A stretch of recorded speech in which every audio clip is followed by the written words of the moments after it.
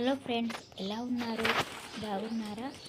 నేను దసరా హాలిడేస్లో మా అమ్మ వాళ్ళ ఊరు వచ్చానని చెప్పాను కదా, అక్కడే వీడియో తీశాను. మా అన్నయ్య అయితే మా కోసం కట్టెల పొయ్యి పైన కడాయి చికెన్ తయారు చేస్తున్నాడు. అందుకే నేను వీడియో తీశాను, మీతో షేర్ చేసుకున్నామని.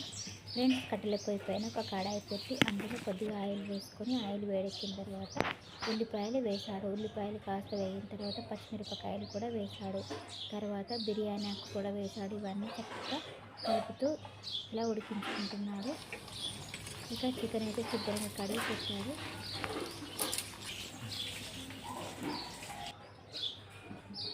ఇప్పుడు బిర్యానీ ఆకు వేశాడు. ఇవన్నీ చక్కగా ఆయిల్లో వేయించుకోవాలి.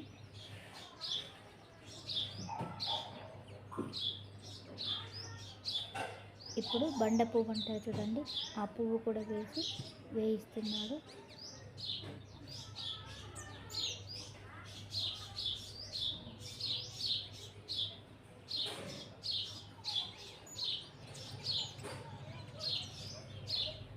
మా అన్నయ్య నాన్ వెజ్ చాలా బాగా చేస్తాడు. ఒకసారి తింటే మళ్ళీ మళ్ళీ తింటారు, అంత రుచిగా చేస్తాడు. ఫ్రెండ్స్, మా అమ్మ నాన్న వాళ్ళ ఊరు నిర్మల్ దగ్గర కుంటాల. అక్కడ మా అమ్మ నాన్న నానమ్మ ముగ్గురు ఉంటారు. ఒక విలేజ్ చాలా బాగుంటుంది. ఇక మేమైతే ముగ్గురము, నాకు ఒక అక్కయ్య, అన్నయ్య, నేను చిన్నదాన్ని, ముగ్గురం అందరం ఫ్యామిలీతో సహా అక్కడికి వెళ్ళి చక్కగా దసరా హాలిడేస్లో ఎంజాయ్ చేశాము. నాకైతే చాలా బాగా అనిపించింది. మీకు కూడా అలా మెమరీస్ ఏమైనా ఉంటే నాతో షేర్ చేసుకోండి, కమెంట్ చేయండి. ఇప్పుడు అల్లం వెల్లుల్లి పేస్ట్ వేసుకున్నారు, అది కూడా చక్కగా కలిసేలా కలపాలి. ఫ్రెండ్స్, ఈ ఫ్రైకి ఒక మసాలా తయారు చేసుకోవాలి. అదేంటంటే కొన్ని ఉల్లిపాయ ముక్కలు, 1 టీ స్పూన్ ధనియాలు, 1/2 టీ స్పూన్ సాజీరా, 2 లవంగాలు, 1 ఇలాచి, కొంచెం దాల్చిన చెక్క, ఇవన్నీ చక్కగా రోట్లో నూరుతున్నాను. ఆ వీడియో స్కిప్ అయిపోయింది. మనం గ్రైండర్ కూడా చేసుకోవచ్చు. ఇక నేనైతే ఆ పేస్ట్ చేసుకున్నాను. ఇప్పుడు ఈ ఆయిల్లో ఫ్రై చేసుకోవాలి దాన్ని. ఈ మిరపకాయలు, ఉల్లిపాయలు, ఈ బిర్యానీ ఆకు, బండ పువ్వు, ఇవన్నీ అల్లం వెల్లిపాయ వేసి ఇవన్నీ ఫ్రై అయిన తర్వాత అది కూడా పేస్ట్ వేసి ఇందులో ఫ్రై చేస్తాడు మా అన్నయ్య. అది వండి చూడండి, ఇదే పేస్ట్. ఈ వీడియో డిలీట్ అయింది, అందుకని నేను చేయించలేకపోయాను. ఇది వేసి చక్కగా ఆయిల్లో ఫ్రై చేసుకోవాలి. ఇక కాసేపు ఇలా అన్నీ ఫ్రై చేసుకున్న తర్వాత మనం ముందుగా శుభ్రంగా కడిగి పెట్టుకున్నాం కదా చికెను, ఆ చికెన్ వేసేసి ఆయిల్లో కాస్త ఫ్రై చేసుకోవాలి. అది కూడా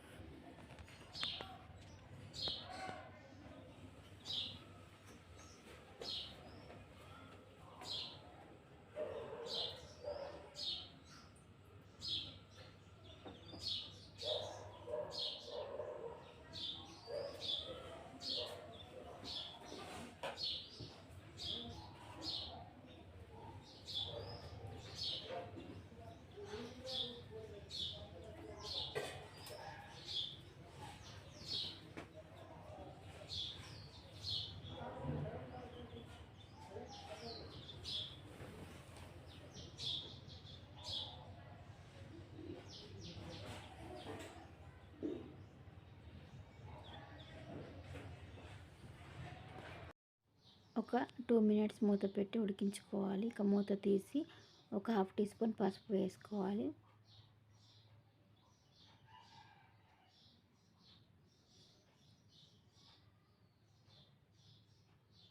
రుచికి సరిపడా సాల్ట్ వేసుకోవాలి.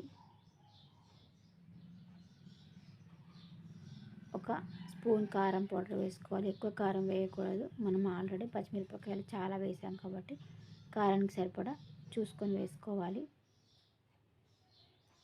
ఇప్పుడు ఒక 2 టమాటాలు కట్ చేసి వేసుకోవాలి. దాంతోపాటు కొద్దిగా పుదీనా వేసాము. మా అమ్మ వాళ్ళ ఇంటి దగ్గర పెరట్లో పుదీనా చెట్టు ఉంది కాబట్టి వెంటనే ఒక 2 కొమ్మలు తీసుకొచ్చి తెంపేసి వేసేసాము. అప్పటికప్పుడు ఫ్రెష్ బాగుంటుందని.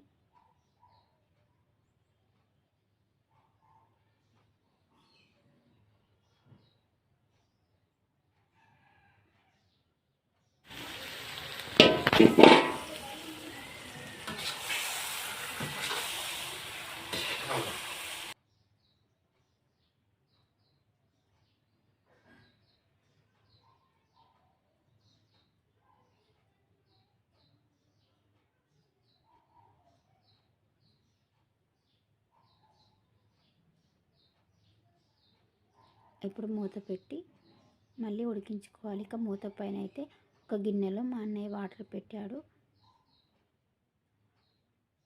ఆవిరికి అలా ఉడుకుతుందంట.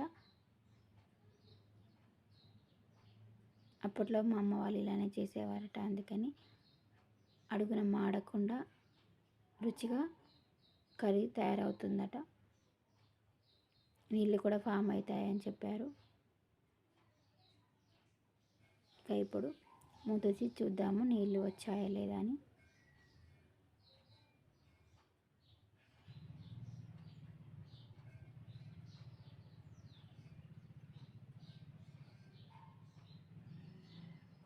చూడండి కొద్దిగా వాటర్ ఫామ్ అయింది. ఇప్పుడు ఇక మనం నిమ్మకాయ వేసుకోవాలి. ఇక్కడ నేనైతే నిమ్మకాయ పిండుతున్నాను. చూడండి రెండు ముక్కలు పిండాను, ఒక నిమ్మకాయ అన్నట్టు.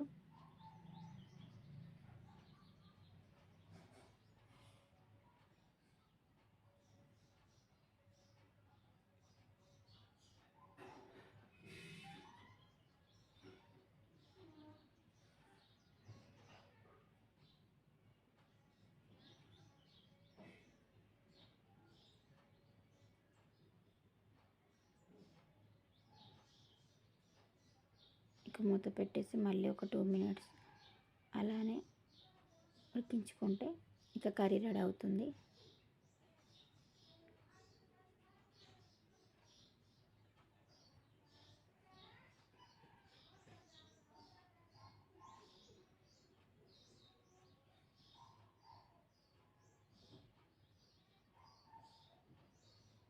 నిమ్మకాయ వేయడం వల్ల చక్కగా నీళ్ళు ఫామ్ అయ్యాయి. ఇక కర్రీ రెడీ అయ్యింది. కొత్తిమీర వేసేసుకొని అలానే మూత పెట్టి కాసేపు ఉంచుకోవడం వల్ల ఆ చికెన్లోకి ఆ వాటర్ పట్టి చికెన్ జ్యూసీగా చాలా బాగుంటుంది.